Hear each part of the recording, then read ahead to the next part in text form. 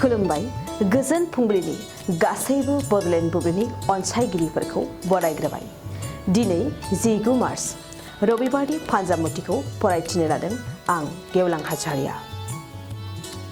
फान्जामुथिनि गिबियाव दं मेष राशि नखराव मोजां सान, नखरनि मोजां खामानियाव सान्थि उदां मोनगोन। नखराव गासैबो खौसेथि आरो अनलायनाया बांसिनगोन।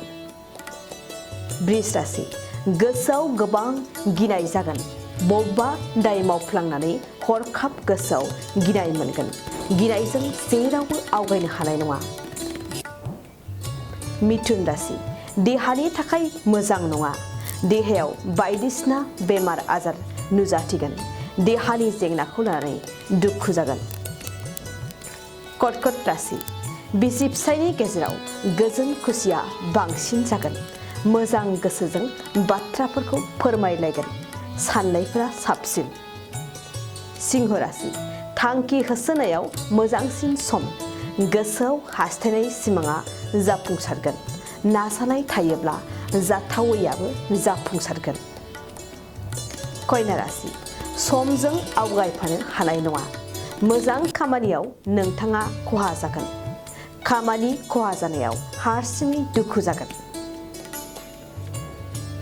तुला राशि जायखिजाया खामानियावनो फेलें जागोन।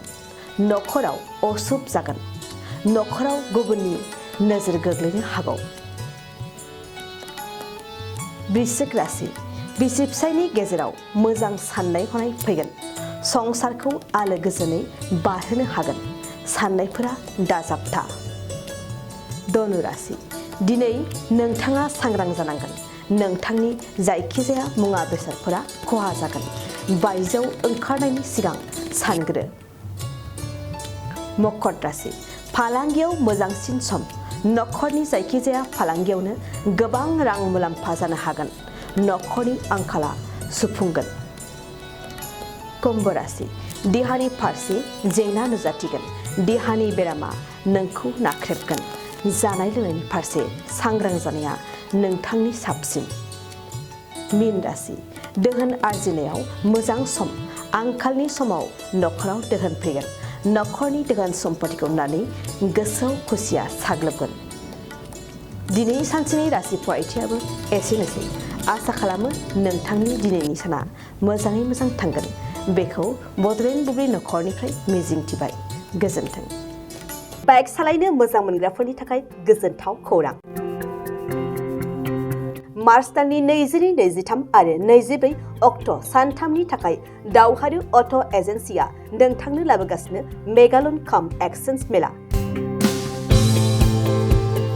बे मेगालन काम एक्सचेन्ज मेलाखौ क'क्राझार बडलेण्ड गेस्ट हाउसनि साखाथियावनो खुंफुंगोन। बे मेलायाव बारा नङा 14,999 रांसिमाव डाउन पेमेन्ट होनानै बाजाज कम्पानिनि गुबुन गुबुन बाइकफोरखौ ल'नाव लानो हागोन। एक्सचेन्ज खालामग्राफोरनि थाखाय एक्सचेन्ज ब'नासबो थागोन। बाइक सालायनायाव हमनो थाखाय बायगिरिया बेसेन लायालासे हेलमेटबो मोनगोन।